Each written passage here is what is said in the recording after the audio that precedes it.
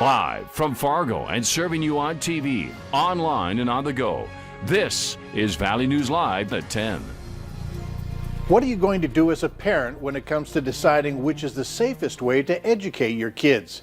Today, Fargo school leaders finalized a plan for the district. They want all families to be prepared for distance learning this fall. Valley News Team's Courtney Lockie explains what's being done to keep kids motivated and accountable. For Brittany Thompson and her family, distance learning played out like a game of tug-of-war. I'm not the best teacher. I mean, I try. It's difficult holding the baby and then having all three sitting at the table trying to do their schoolwork. She's a Fargo mom of 4. In their home, remote learning was a daily struggle. I don't think they really learned much from it, just because to me it was like a lot of play. Like there was a little bit of math here and there, a little bit of spelling. Her 7-year-old is on the autism spectrum. When school shut down, Thompson says he lost the critical support he needed. In person would be a lot better because it's more one-on-one and that's what he needs. I can't give him all that because of the 1-year-old I have to take care of. I'm the only one at home while my husband works. Fargo Public Schools will be working with IEP students individually. Thompson says she's going to stay with remote learning for her other kids this fall. According to the school board's plans, kids will be taught online 5 days a week. They'll be expected to participate in live lessons and complete assignments. So that accountability piece, going back on the teacher with academics and with attendance, is going to put that into a higher level. And then, of course, as we meet with our professional learning communities or departments, then we can identify those particular students who aren't addressing. There's hope that grading and attendance will push students to participate. Students will only be marked as present after completing their work. Teachers will also give families progress reports. And if a kid starts to struggle, they can be pulled into the school for a one-on-one intervention. In Fargo, Courtney Lockie, Valley News Live. Tools and technology assistance will be provided for distance learning along with all other services available for kids who go to school.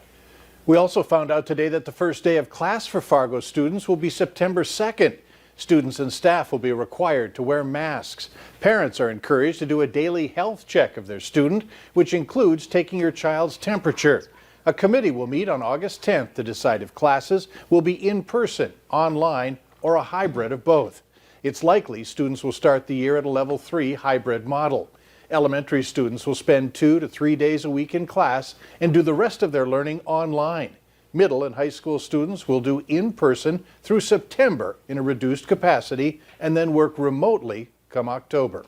Tomorrow, West Fargo school leaders will release their Return to Learn plan. It will be emailed to all families and staff and will be available on the district's webpage. The district will also hold a morning news conference around 10 a.m. to talk about how they came up with their plan and what students, parents, and teachers can expect.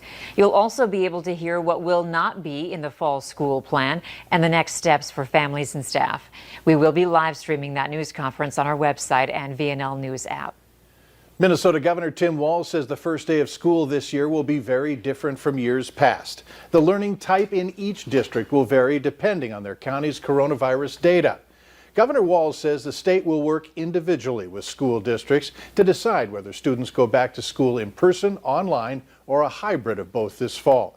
The governor says the plan prioritizes keeping younger students in the classroom, as transmission is likely less common, and stresses the importance of in-person learning for young children. Schools will also be required to give families the option of distance learning, no matter which learning model the school district chooses. Now, with that localized, data-driven approach, Minnesota parents have a bit more guidance, but there are still a lot of unknowns. Valley News Team's Alexandra Kay spoke with families and breaks down what this means for Clay County schools.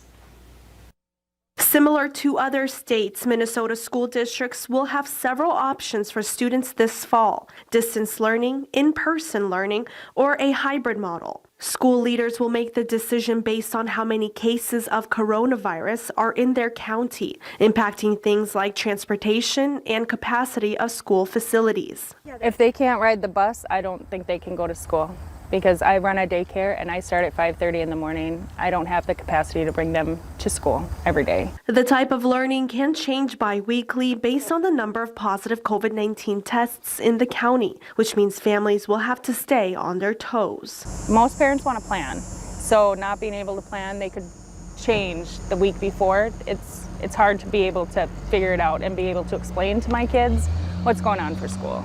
Governor Walz says districts should be ready to announce their plans at least 1 week before starting the learning model. But many schools here in the Valley say they've been working on plans throughout the summer. Moorhead Public Schools tells us they're working on a plan for the fall and getting feedback from parents and teachers. They'll be ready to announce it by August 18th. In Moorhead, Alexandra Kay, Valley News Live.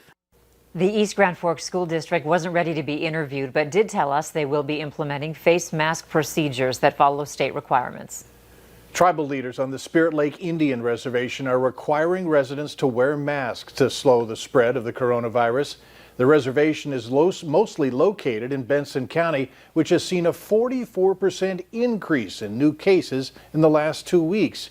Area public health workers are worried about the trend after seeing the number of positive tests jump from 16 to 70 since the middle of July.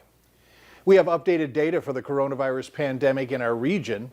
The state of Minnesota is reporting 745 new cases of COVID-19. In North Dakota, there have been 75 new cases. The daily positive case percentage stands at 1.9%. Now, for the full report of both states, you can check out our website or the VNL app. President Donald Trump has tweeted suggesting the November election be postponed. He said with universal mail-in voting, 2020 will be an inaccurate and fraudulent election. North Dakota's U.S. senators seem to disagree. Senator Kevin Cramer called the tweet a distraction, saying, "I read it, I laughed, I thought this is going to consume a lot of people, except real people." He added he long ago stopped being surprised by the things he does that other presidents wouldn't have done. Senator John Hoeven and Cramer both say they don't believe the election should be delayed. Ultimately, the Constitution gives Congress, not the president, the authority to set the general election date. A federal judge has denied a request by a gaming company to reactivate hundreds of electronic pull-tab machines shut down in North Dakota. Powerhouse Gaming contends that Attorney General Wayne Stenjum interfered with its business and contracts by suspending the company's gambling license for not having the proper software license. Nearly 500 pull-tab machines have been idle since July 8th. North Dakota has a truck driver shortage. Lawmakers, however, say the problem isn't the size of the workforce, but the size of the trucks. They're working to increase length and weight limits. Lawmakers want to allow some trucks to pull 2 or 3 trailers at a time and create a network with neighboring states. Weight restrictions are meant to protect the road's integrity, but lawmakers are confident the roads can handle it and that the benefits will outweigh the costs. The restrictions on drivers, the capabilities of just workforce acquiring people that maybe shouldn't be allowed in the trucks themselves are driving that number, and that problem is increasing. Any plan needs to be approved by the state, and then Washington, D.C. must set up the nationwide program. Speaking of driving, the North Dakota Department of Transportation is scheduled to resume driver's license renewal services at part-time driver's license locations across the state starting on Monday. The locations will follow CDC guidelines for social distancing. The services will be by appointment only. To schedule, you can go to dot.nd.gov or call the number on your screen. That's 855-633-6835. The West Fargo Street Fair is still a go. Cheyenne Street from 2nd Avenue West to 5th Avenue West will be closed. A small portion of 5th Avenue West near Cheyenne will also close from 6:30 in the morning to 8 at night this Saturday. Cheyenne will be closed from 6:30 a.m. to 8 p.m. 2 other streets have been set aside as alternate routes to go north or south. The street fair will be held from 10 in the morning until 7 p.m. For coronavirus safety protocols and other information on the fair, you can go to westfargond.gov.